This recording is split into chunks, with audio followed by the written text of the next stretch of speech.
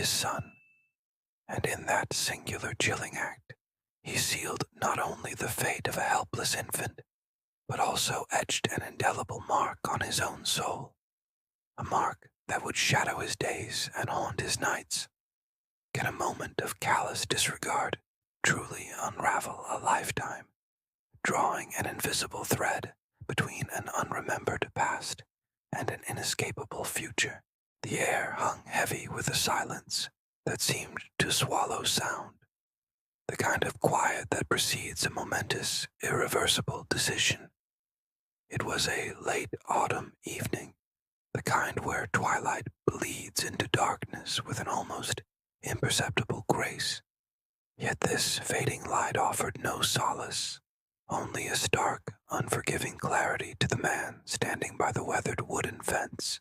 The crisp scent of decaying leaves and damp earth filled his nostrils, a bitter fragrance that would forever be intertwined with this memory. He shifted his weight, the rustle of his jacket a harsh interruption in the profound stillness. In his arms, a small bundle stirred, a soft, almost imperceptible whimper echoing in the vast, indifferent landscape. It was the tenderest of sounds. Yet to him, in that agonizing moment, it was a siren song of responsibility, a fragile tether he felt compelled to sever. His breath hitched, a cold knot forming in his stomach, a sensation that warred with the icy resolve hardening his gaze. He looked down at the tiny face, nestled within a worn blanket, innocent eyes gazing up at him with an unblinking trust, a flicker of something akin to remorse. A hot, searing pang shot through him, a brief rebellion of his conscience against the path he had chosen. But it was quickly extinguished, drowned out by a tide of fear, resentment, and a desperate, selfish yearning for a life unburdened. The child's fingers, impossibly small, curled around his own, a feather-light grip that felt, in that instant, like an unbreakable chain. He tried to ignore the subtle warmth radiating from the small body, the delicate rise and fall of its chest, the nascent life he held so carelessly. His gaze swept over the desolate field, stretching before them, the skeletal trees silhouetted against a bruised sky, a scene that mirrored the barren landscape of his heart.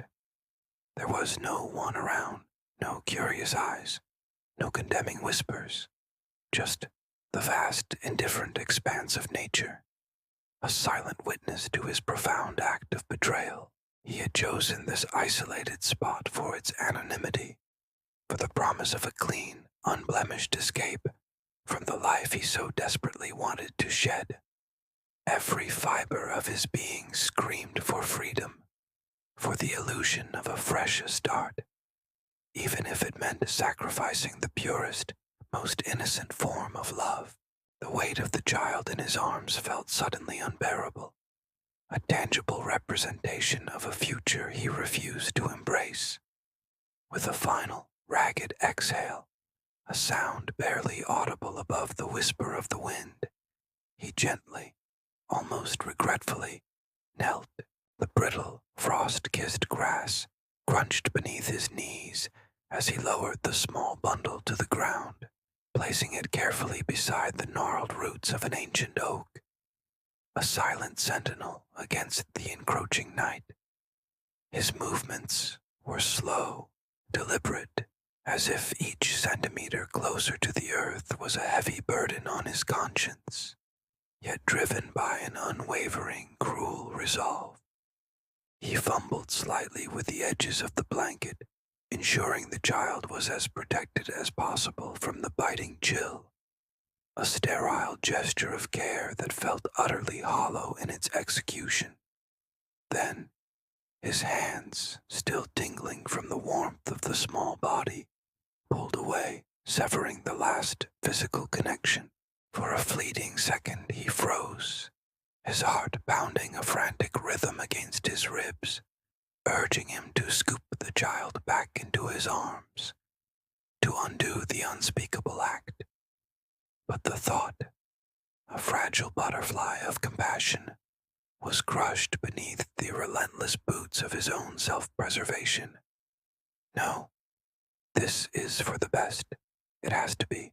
His internal litany was a desperate attempt to drown out the nascent scream of his soul, a self-serving narrative he clung to as tightly as a lifeline. He straightened up, his movements now abrupt, jerky, as if tearing himself from an invisible trap. He didn't look back. He couldn't. To meet those innocent eyes again would be to shatter his carefully constructed wall of indifference, to face the monster he was becoming. Each step he took away from the small, unmoving bundle was a hammer blow against his own humanity, echoing in the desolate silence. The sound of his own retreating footsteps on the frozen ground seemed impossibly loud, a deafening indictment in the quiet wilderness.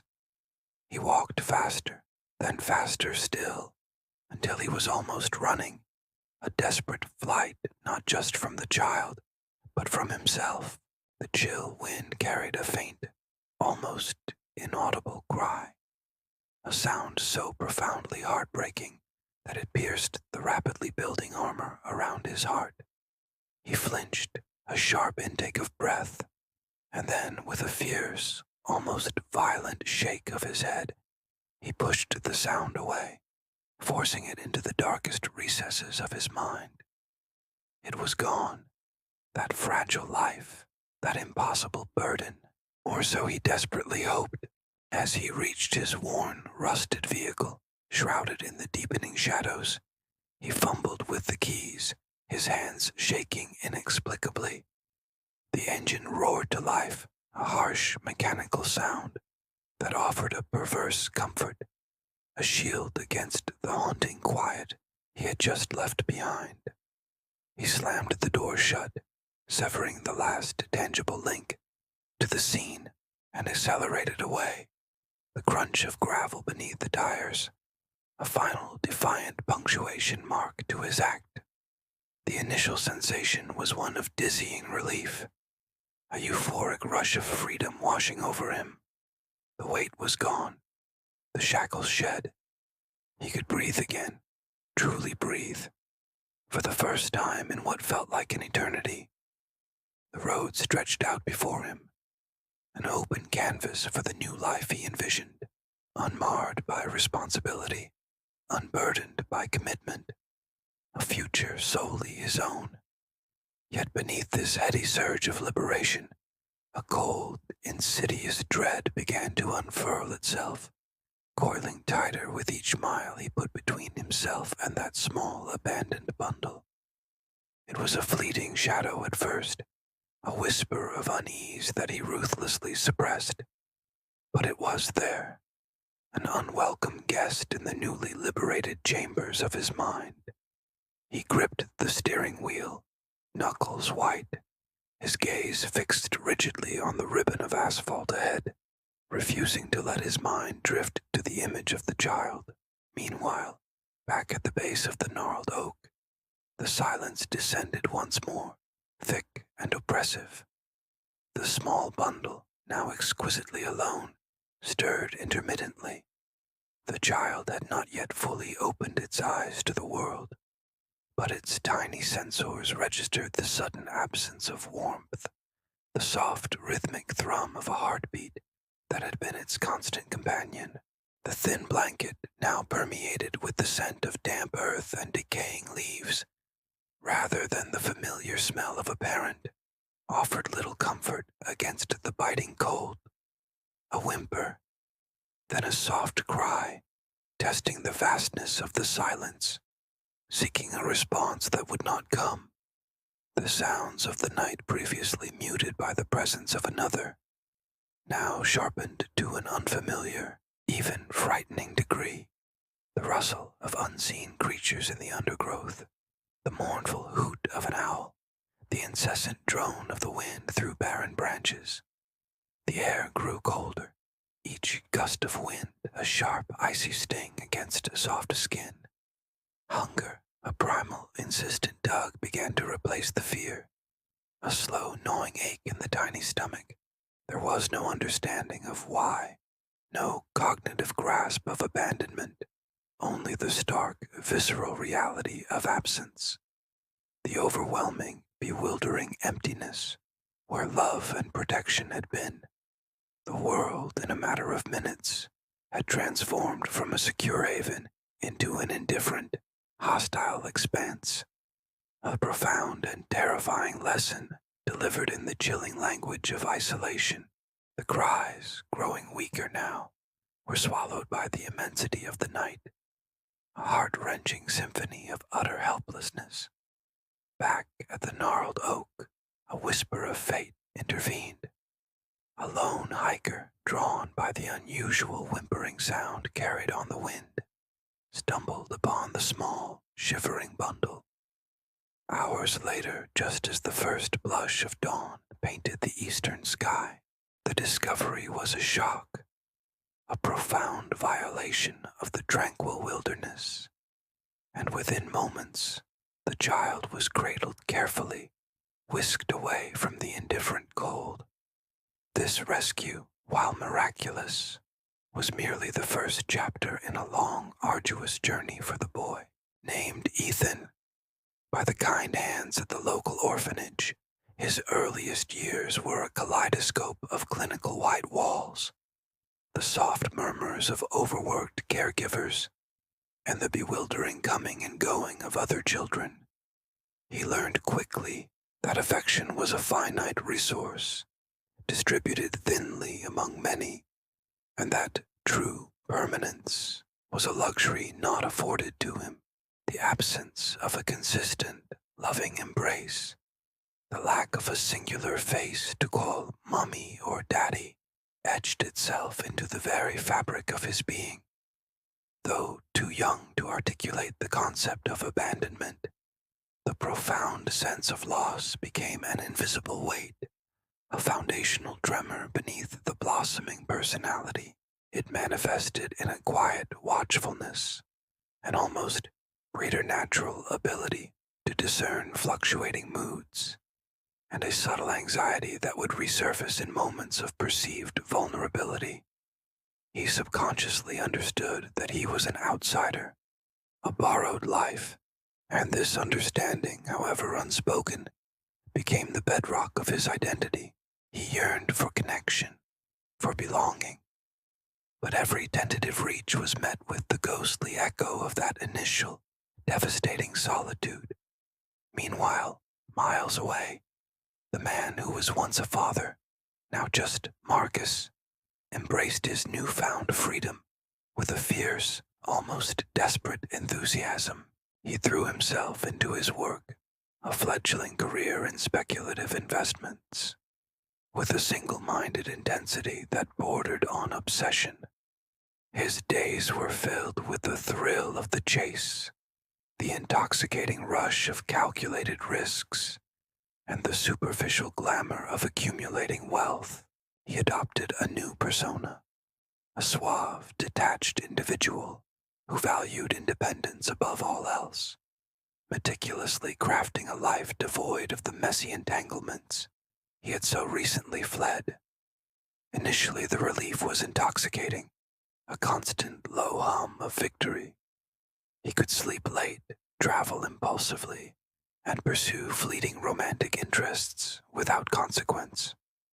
The phantom weight of responsibility had vanished, replaced by an exhilarating lightness. Yet, even amidst the glittering veneer of his success, a subtle dissonance began to emerge. The silence in his lavish apartment, once a symbol of his liberation, sometimes stretched into an uncomfortable void, too vast, too empty. He found himself increasingly restless at night, staring at the ceiling, the quiet invaded by vague, unsettling images he couldn't quite banish. A fleeting, melancholic thought, unbidden and unwelcome, would sometimes surface. The image of tiny, grasping fingers, the soft cry in the desolate field. He would shake his head, down another whiskey, and force the thought back into the shadowed corners of his mind, convincing himself it was merely a trick of memory, a lingering residue of a past he had successfully shed. But the phantom limb of regret persisted, manifesting in subtle, insidious ways. He struggled to form deep, meaningful connections, always keeping a guarded distance, a wall of self-preservation built around his heart. Friendships were superficial, relationships fleeting, dissolving at the first hint of genuine intimacy or emotional demand. He became adept at casual dismissals, at sidestepping vulnerability, fearing that any opening would expose the raw, festering wound of his past transgression. The act of abandonment, meant as an escape, had paradoxically imprisoned him, fundamentally altering his capacity for genuine peace. It was a silent, internal gnawing, a constant, low-grade hum of disquiet beneath the bravado of his new life, irrevocably staining the freedom he had so ruthlessly claimed. The illusion of a fresh start was just that, an illusion, for the ghost of his past, unacknowledged and unatoned for, was already beginning to weave itself into the intricate tapestry of his future, biding its time. Ethan, the boy left at the root of the ancient oak, navigated his adolescence and early adulthood with a quiet intensity, a deep well of unspoken questions simmering beneath his composed exterior. The orphanage, then a series of foster homes, provided him with basic necessities. But the profound absence of unconditional love, that foundational bedrock of security, left a permanent and tender scar. He became an observer, keenly attuned to the subtle shifts in human interaction, always holding a part of himself back. Trust was a foreign currency, hoarded and rarely spent. Intimacy, when it occasionally presented itself, felt like a dangerous precipice, a place where he instinctively recoiled, fearing the inevitable drop into isolation he had known from his earliest memories. Relationships with peers were often superficial, characterized by a polite distance, a protective shield he had erected around his vulnerable heart. He struggled with a persistent, gnawing feeling of unworthiness, an insidious whisper that told him he had been abandoned for a reason, that he was inherently flawed. This internal dialogue often manifested as an inability to fully accept kindness or praise, always searching for the ulterior motive, the hidden caveat. Yet despite these profound emotional challenges, Ethan was fiercely resilient. He channeled his quiet determination and the raw ache of his past into an unwavering pursuit of knowledge and skill. He excelled academically, finding solace and structure in the objective world of facts and figures. His pain, rather than consuming him, became a subtle driving force, pushing him to prove his worth, not to others, but to himself. He discovered a passion for architecture, a field where he could build, create order, and transform desolate spaces into havens, a subconscious echo of his own longing for security and belonging. He meticulously designed structures that were not only aesthetically pleasing, but profoundly functional, robust, and safe, infusing every beam and brick with a yearning for permanence that had eluded his own beginnings. He worked tirelessly, sketching late into the night, the precise lines of his designs a stark contrast to the chaotic emotional landscape within him. His success was steady, built on a foundation of diligence and a keen, intuitive understanding of form and space, a silent testament to the orphan boy who refused to be defined solely by his abandonment. Meanwhile, Marcus, basking in the glow of his material successes, found that the glittering facade of his self-imposed freedom was beginning to crack. The creeping phantom of regret, once easily suppressed with lavish distractions and fleeting pleasures, now asserted itself with an unnerving persistence.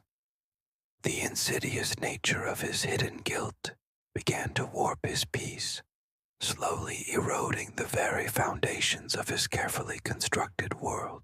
His restless nights grew more frequent, punctuated by fragmented dreams that invariably involved a small, indistinct figure, a chilling whisper that echoed in the vast emptiness of his luxurious apartment. He would wake in a cold sweat, the vague dread clinging to him long after the memory of the dream had faded.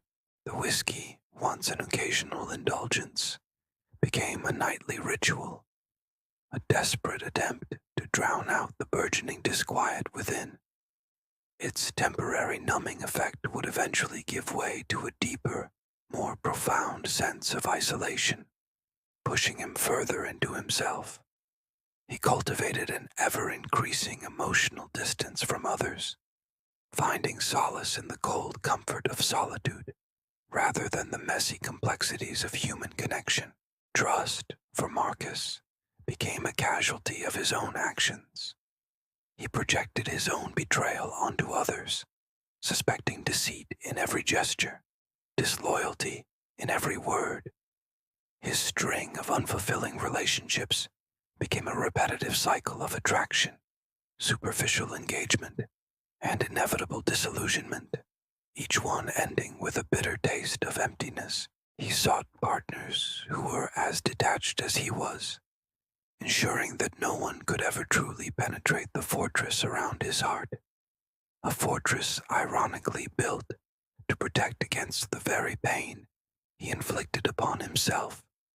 He amassed wealth, power, and influence, his name synonymous with shrewd investments and relentless ambition. Yet, behind the polished mahogany desks and panoramic city views, there was a profound hollowness, an echoing void that no amount of material gain could fill. The emptiness of his self-imposed freedom was becoming painfully apparent. He had shed responsibility, yes, but in doing so, he had also shed the capacity for genuine joy, for deep connection, for the simple, unadulterated happiness that comes from unconditional love. The karmic price for his choices, though unseen and unacknowledged, was subtly but unequivocally beginning to manifest. It was not a sudden, dramatic fall, but a slow, insidious decay of the spirit, a gradual unraveling of his inner peace, a heavy, invisible chain binding him to the very past he believed he had escaped. As the years turned into decades, the subtle gnawing of Marcus's guilt began to sharpen, manifesting not just as internal torment, but as tangible misfortune, a slow, methodical tightening of fate's noose. His once unblemished track record in speculative investments began to falter, small miscalculations escalating into significant losses. The market, which had seemed to bend to his will, now turned capricious, its movements unpredictable, almost as if deliberately undermining his carefully laid plans. A series of bad decisions fueled by an increasing reliance on alcohol and a growing paranoia led to a major business failure that stripped him of a significant portion of his wealth, the very thing he had chased with such fervor. The lavish penthouse was replaced by a more modest apartment, the luxury car exchanged for a practical, unassuming sedan. The glittering social circles he once commanded thinned, his fair-weather acquaintances vanishing with the ebb of his fortune. His isolation deepened, now not just a personal choice, but a consequence of circumstance. Old friends, tired of his increasingly erratic behavior and cynical outlook, drifted away, their calls less frequent, their patience worn thin. The women who once flocked to his charismatic persona now found him bitter, distant, and increasingly self-absorbed. A persistent cough evolved into a chronic respiratory ailment, a constant rasping reminder of his own physical decline, exacerbating his anxieties and further diminishing his already fragile sense of self-worth. He was trapped in a gilded cage of his own making, the bars of which were forged from regret and the slow, inexorable erosion of his own peace. He often sat by his window, staring out at the indifferent city lights, a profound loneliness, a cold weight in his chest, silently wondering where it all went wrong, never daring to trace the original sin. Meanwhile, Ethan, now a man in his early 30s, had carved out a life of quiet distinction. His architectural firm, Echelon Designs, was renowned for its innovative yet deeply human-centered approach, creating spaces that fostered connection and well-being. He lived in a beautifully designed, minimalist apartment in the heart of the city, a sanctuary of calm amidst its bustling energy. His success, however, had not erased the subtle undercurrent of his past, the deep desire for belonging, though often unacknowledged, manifested in his unwavering loyalty to his small circle of trusted friends and colleagues, and in his dedication to mentorship programs for at-risk youth, a quiet and profound way of giving back to the community that had, in its own way, raised him.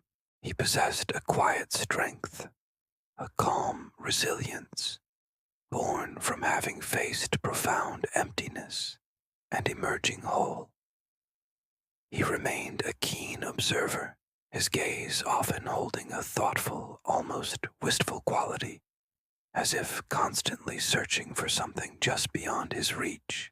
Though relationships were still approached with caution, he allowed himself moments of genuine connection, learning to trust slowly, deliberately. He was remarkably empathetic, his own experiences having forged in him a profound understanding of human vulnerability and unspoken pain. He frequented a small, unpretentious coffee shop on the city's east side, a place known for its artisanal brews and a comforting, almost nostalgic ambiance, a quiet rebellion against the sleek, modern aesthetic that dominated his professional life. He enjoyed the anonymity there, the soft murmur of conversations, the scent of roasting beans, small, grounding anchors in a life that had begun adrift. Unbeknownst to them, the intricate threads of their lives were beginning to weave closer, pulled by an unseen hand. Marcus, his fortune diminished, had recently moved into a smaller, older apartment building, coincidentally located just a few blocks from the heart of the newly revitalized district where Ethan's offices were situated. The area, once struggling, had been transformed by ambitious urban renewal projects, many of them spearheaded by companies like Echelon Designs.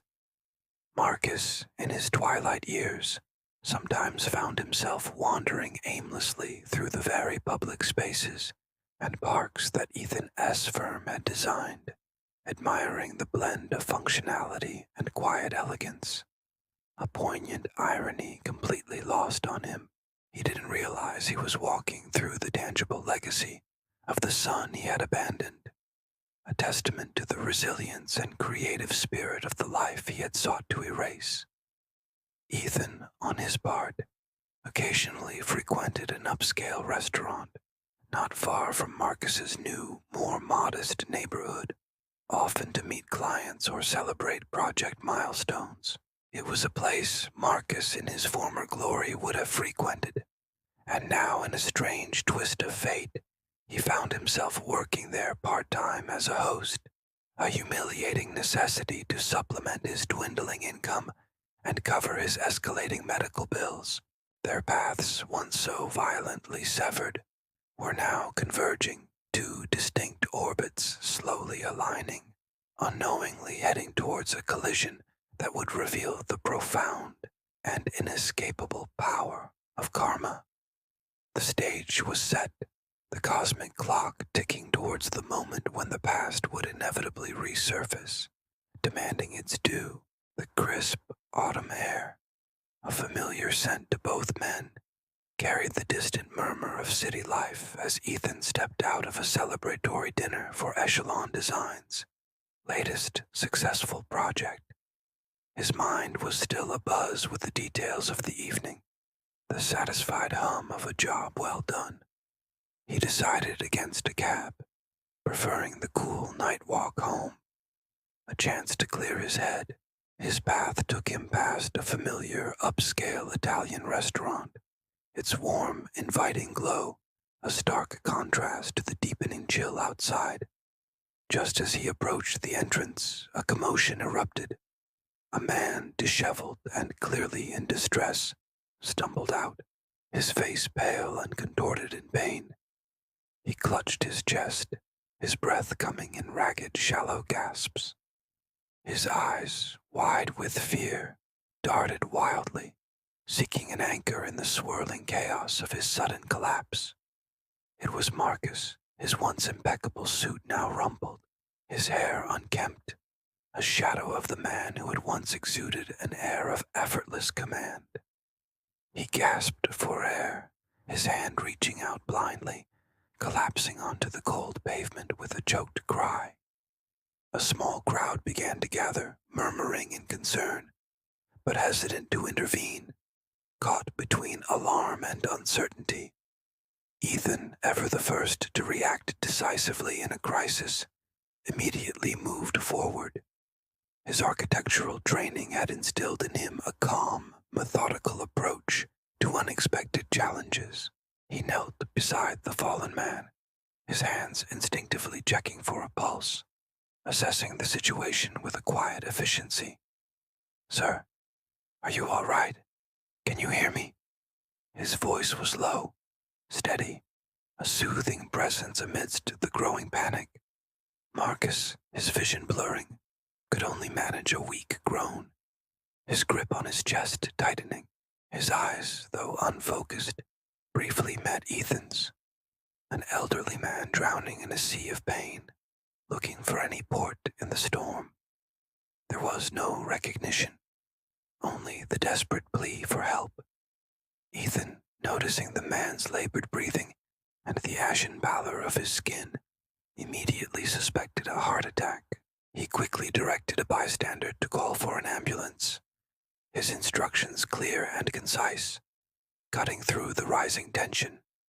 He gently loosened Marcus's tie, spoke reassuringly in a calm, measured tone, drawing upon an innate compassion that often surprised even himself. His touch was professional, yet imbued with an unexpected tenderness, an almost paternal concern for the stranger. They spoke for a while, small talk at first, then drifting into a more personal exchange, as Marcus, weakened and vulnerable, found a surprising comfort in Ethan's composed presence. He spoke of his life, his regrets, the loneliness that had become his constant companion. "I made a lot of mistakes, young man," Marcus confessed, his voice tinged with a deep melancholy. "Choices early in life that, well, they haunt you. You think you're escaping, but you're just building a bigger cage for yourself." He paused, a faraway look in his eyes. "I remember a time I had a chance for a different life, a family, a son even." The word son hung in the air, a silent bell tolling within Ethan's chest. He felt a sudden, visceral jolt, a cold wave washing over him. He gripped the edge of the bedside table, his knuckles turning white. Marcus, oblivious to the seismic shift happening within Ethan, continued, almost as if speaking to himself. "I remember the day. It was autumn, so cold. I was so convinced I was doing the right thing for everyone. Such a fool. He sighed, a profound weariness etched on his features. I left him near an old oak tree in a clearing. I kept telling myself it was for the best, that he'd be better off. The words, softly spoken, landed like hammer blows on Ethan's heart. Autumn, cold, an old oak tree, a clearing. The pieces, once scattered and meaningless, began to violently snap into place, forming a terrifying, undeniable picture. The chill in the air, the scent of decaying leaves, the image of a much larger hand letting go, the raw, desolate cries he had buried so deep within his subconscious, all surged forward. Ethan's breath hitched, a strangled sound caught in his throat, his vision blurred, not from tears, but from the sudden, overwhelming intensity of a lifetime's worth of suppressed pain and unanswered questions rising to the surface. It was as if a dam had burst, unleashing a torrent of fragmented sensory memories he didn't even know he possessed. The cold, the hunger, the overwhelming loneliness in the heart of a vast, indifferent night, the feeling of being utterly, completely abandoned, the scar, the autumn, the oak tree, the man before him, the stranger he had just saved, was the architect of his deepest wound, the source of the profound emptiness that had shadowed his entire existence. Marcus, his father. The name echoed in his mind, sharp and disorienting, a truth so colossal it threatened to consume him. He stared at Marcus, his face a mask of shock and dawning horror. The calm composure he normally maintained shattered. Every line on the older man's face, every subtle gesture, suddenly gained a new, terrible significance, each one a grim chapter in the story of his own abandonment. He could barely breathe, his lungs burning. The anger, the grief, the profound sense of betrayal he had carried unknowingly for decades coalesced into a suffocating weight. How could this be? How could the universe be so cruel, so exquisitely ironic? He had saved him, saved the very man who had broken him. The enormity of the revelation pressed down on him, threatening to crush him where he stood. His hands trembled, his body shaking uncontrollably, vibrating with the shock of a truth that ripped open old wounds and laid bare the raw, festering core of his identity. He felt a dizzying combination of fury and an agonizing, illogical yearning for the life that had been stolen from him. There was no need for Marcus to say anything more.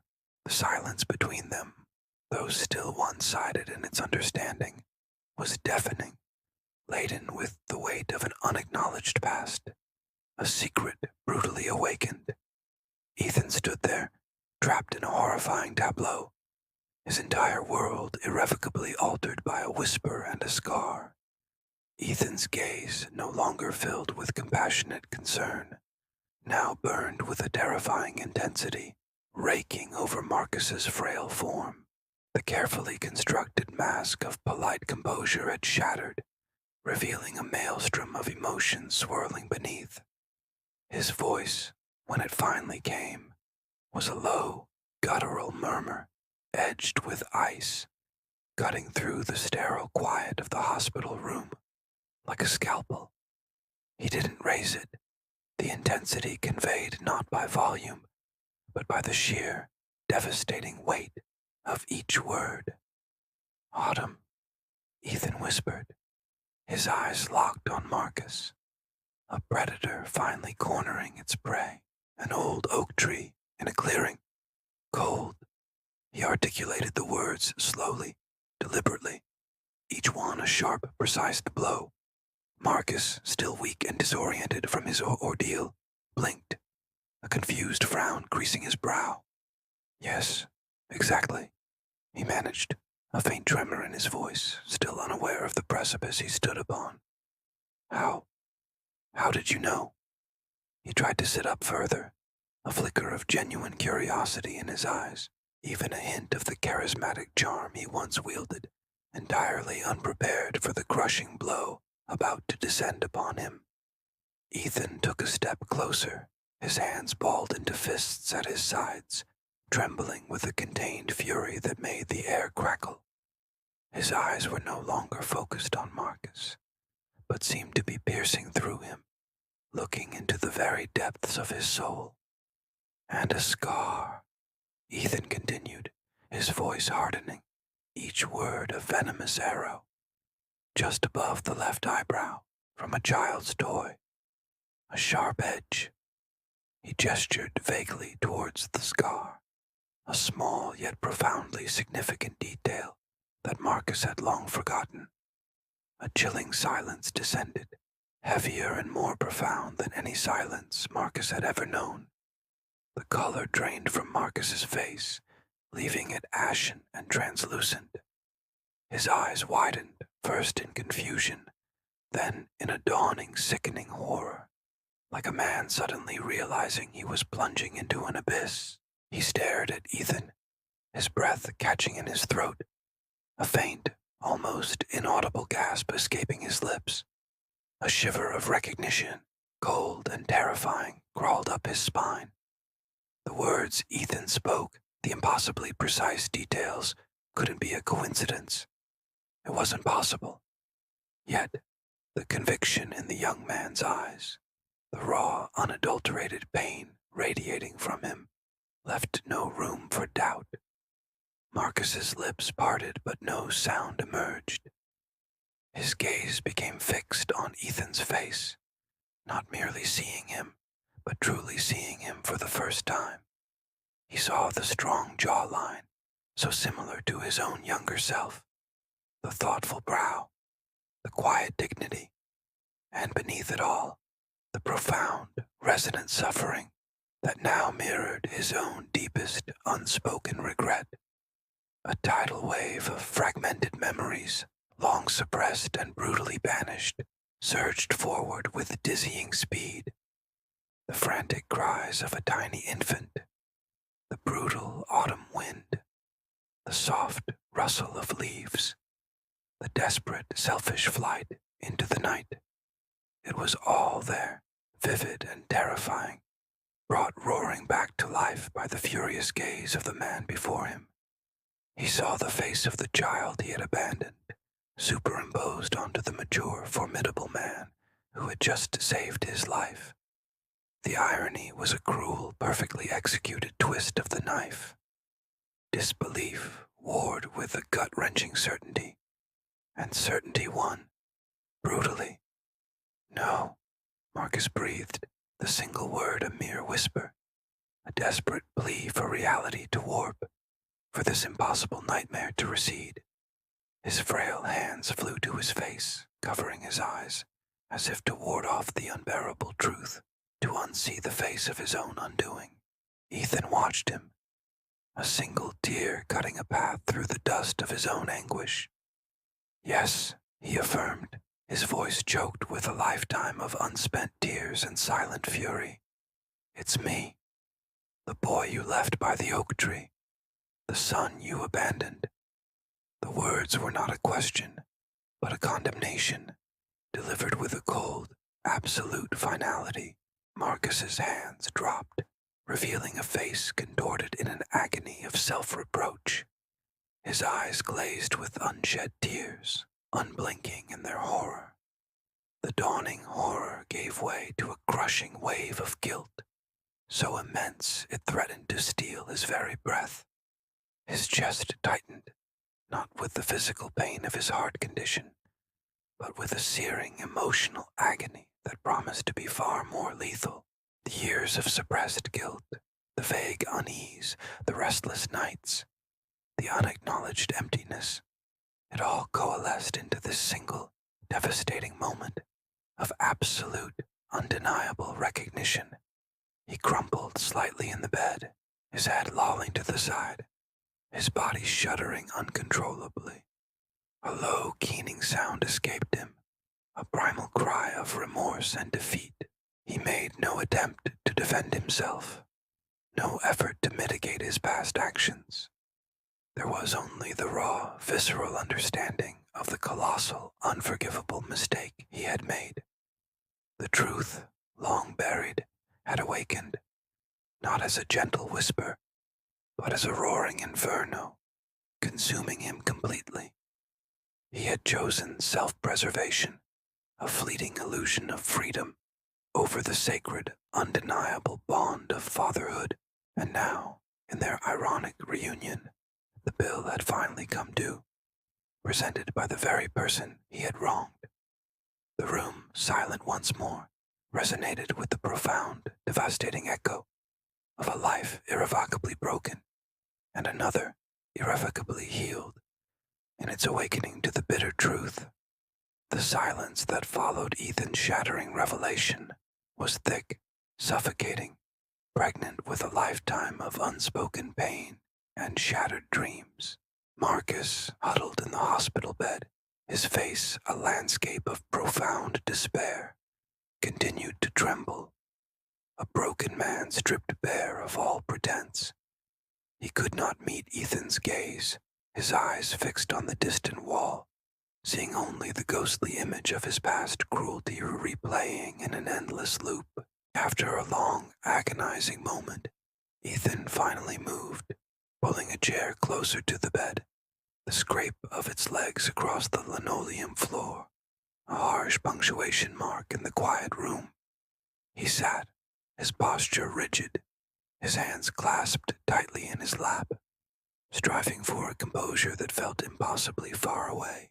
The initial volcanic eruption of anger and betrayal had begun to subside, replaced by a colder, more complex emotion, a profound, aching weariness. It was the exhaustion of a soul that had carried an invisible wound for decades, suddenly exposed to the raw, unfiltered light. "Why?" Ethan finally asked, his voice raw, barely a whisper, yet infused with the weight of that lifelong question. Not "why did you leave me?" but why had he allowed this chasm of unspoken pain to define them both for so long? Marcus flinched, as if physically struck by the question. He slowly turned his head, his bloodshot eyes finally meeting Ethan's, filled with a bottomless, hopeless regret. "Fear," he rasped, his voice hoarse, broken. "Selfishness. I was a coward, Ethan, a complete and utter coward." He swallowed hard, his throat working. "I convinced myself I wasn't ready, that I couldn't be a father. I thought I was protecting you, protecting myself, from a life I didn't want, a responsibility I couldn't face." He closed his eyes, a single tear escaping and tracing a path down his weathered cheek. "But I was wrong, terribly, horribly wrong. Every decision since then, every pursuit of freedom, it was all hollow, an echo, because no matter how far I ran, no matter what I built, I could never outrun that day, or the ghost of the little boy I abandoned." His confession wasn't an excuse, but a stark, brutal self-indictment, delivered with a raw honesty that Ethan found unexpectedly disarming. It wasn't the glib, self-serving justifications he had subconsciously braced himself for, but a naked portrayal of a man consumed by his own past. A different kind of pain flickered in Ethan's heart, not just his own, but a profound empathy for the brokenness he witnessed. This was not the arrogant, carefree man he had imagined for so long, but a man ravaged by the very choices he thought had liberated him. The bitterness, while still present, began to mix with a deep, unsettling sadness. "Do you know what it's like?" Ethan continued, his voice softer now, but no less potent.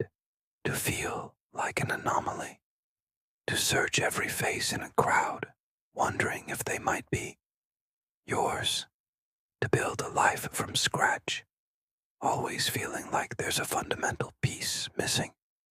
He paused, letting the words hang in the air. I built echelon designs, not just to create, but to prove. To prove I was worthy. To prove I mattered. Because the one person who should have told me that, the one who should have loved me unconditionally, chose to walk away. He reached into his pocket and pulled out a small, tarnished silver locket, one he had carried since childhood, found amongst his few meager possessions when he arrived at the orphanage. It was plain, unadorned, and empty. I kept this, he said, holding it out, because I held on to a flicker of hope that one day, perhaps, I'd find something to put inside it. A memory. A connection. Marcus gazed at the locket, his eyes filling with fresh tears. I remember that, he whispered, his voice cracking. It was your mother's. She wanted you to have it. The mention of his mother, a shadowy figure Ethan knew almost nothing about, added another layer of complexity to the already overwhelming moment. He looked at Marcus, genuinely seeing the extent of his father's ruin, a ruin far deeper than any financial or physical decline. Marcus was a soul in torment, burdened by a self-imposed prison of regret for decades. The forgiveness, Ethan realized, wasn't just for Marcus, but for himself. It was a liberation, a dismantling of the lifelong resentment that had unconsciously anchored him to that single, devastating act. I hated you, Ethan admitted, the words heavy yet strangely cleansing. I hated the ghost of you, the idea of you for so long, for what you did. He took a deep, shuddering breath, but seeing you now, I see a man who has already paid a terrible price, a man consumed by his choices. He placed the locket gently on the bedside table between them, a symbolic offering. I can't erase the past, Ethan said, his voice gaining strength, conviction. I can't pretend it didn't hurt, but I can choose to stop letting it control my future. He looked directly into Marcus's eyes, a profound act of courage and grace. I forgive you, Father. The word father hung in the air, a foreign, fragile sound that broke the spell of despair that had enveloped Marcus. It was a word he had never dared to hear directed at him in this context, a word he believed he had forfeited all right to. At that moment, a seismic shift occurred within Marcus. The crushing weight of guilt didn't vanish entirely, but it transformed, softened, infused with a glimmer of hope he thought forever lost. He reached out a trembling hand hesitantly towards Ethan. Ethan, he choked, his voice thick with emotion. My son, I don't deserve your forgiveness. I don't deserve a second chance. Ethan met his hand, his grip firm, warm, a stark physical contrast to the cold desolation of their past. It was not a gesture of immediate, complete reconciliation, but one of acknowledging a shared humanity, a recognition of profound pain, and the brave, arduous step toward healing. It was the beginning of an arduous journey, a fragile, nascent seed of connection planted in barren ground. There was no instantaneous embrace, no sudden outpouring of paternal love that could magically undo decades of absence. That would be a fairy tale, and their story was one of raw, hard-won reality. But in that shared gaze, in that tentative touch, a silent understanding passed between them. It was a promise, unspoken but deeply felt, that the thread of their lives, once violently severed, was now, however tenuously, reconnected. A fragile, painful, yet ultimately transformative beginning had been forged in the crucible of their shared past, offering the faint, shimmering possibility of a future redeemed. And so, the quiet understanding settled. a fragile piece after a lifetime of storms. In the hushed aftermath of their raw encounter, the hospital room became a sanctuary, not of healing bodies, but of mending souls. The journey for both Ethan and Marcus had been long and tortuous, an intricate tapestry woven with threads of abandonment and regret, resilience and consequence. What began as a selfish act of severing a bond had, through the relentless currents of time and fate, transformed into an undeniable testament to the enduring power of connection, even when forged in pain. This story, whispered now for your ears, is a profound echo of universal truths. It asks us to look deeply into the choices we make, particularly those born of fear or selfishness, and to acknowledge their far-reaching ripples across the canvas of a life, and indeed, across generations.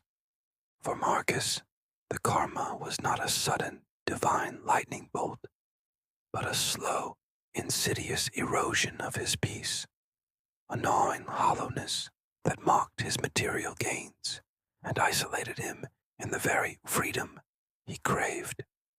His life became a chilling tableau of what happens when one trades genuine connection for perceived liberty, a journey where the past, unacknowledged and unatoned for, relentlessly pursued him until it finally caught up, not with an act of vengeance, but with an agonizing exposure of truth. His eventual physical and emotional decline, capped by the heart attack that brought him face to face with the son he abandoned, was not merely a tragic twist of fate, but a profound mirroring of the spiritual decay he had inflicted upon himself. His was a redemption born from utter brokenness, a forced reckoning with decades of self-deception, ultimately gifted by the very person he had wronged. It was a stark reminder that some debts cannot be paid in currency or power, but only in the coin of genuine remorse and the courage to face one's deepest shame.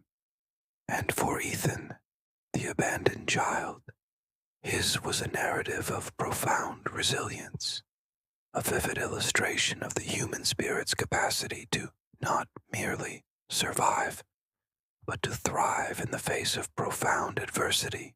His story is a testament to the fact that love, even in its absence, leaves an indelible mark. The yearning for it defined his striving, fueled his ambition, and ironically, equipped him with the deep well of empathy required to offer unconditional compassion to the very source of his suffering. He built not just structures, but a life characterized by integrity, connection, and a surprising capacity for forgiveness, transforming his deepest wound into a conduit for profound understanding. His forgiveness of Marcus was not a dismissal of past pain, nor an immediate erasure of decades of suffering, but a conscious, arduous liberation, a choice to release the burden of resentment that had unconsciously tethered him to his past. It was an act of profound self-healing, a testament to his own inner strength, and a demonstration that true healing sometimes begins with extending grace to those who may least deserve it. The fragile touch of their hands in that sterile hospital room, a silent pact formed across the chasm of their shared history, spoke volumes. It was not a magical undoing of the past, but the courageous first step toward building a new, uncharted future. It underscored the profound truth that life, in its mysterious unfolding, often brings us full circle, demanding that we confront the echoes of our past in the present. Karma, therefore, isn't always an immediate, punitive judgment, but often a slow, inexorable process, weaving through the intricate fabric of existence, ensuring that every action, every choice, eventually circles back, demanding acknowledgement, offering an opportunity for balance, for healing, and for a chance however fleeting. At redemption, the power of love, though sometimes denied, sometimes abused, ultimately weaves itself back into the narrative, providing the threads for reconciliation, for understanding, and for the quiet, transformative miracle of forgiveness. This whispers to us that even in our darkest moments of choice, there remains the glimmer of hope for a different ending, a poignant reminder that while our actions may define us, our capacity for change and forgiveness can ultimately redefine our destiny.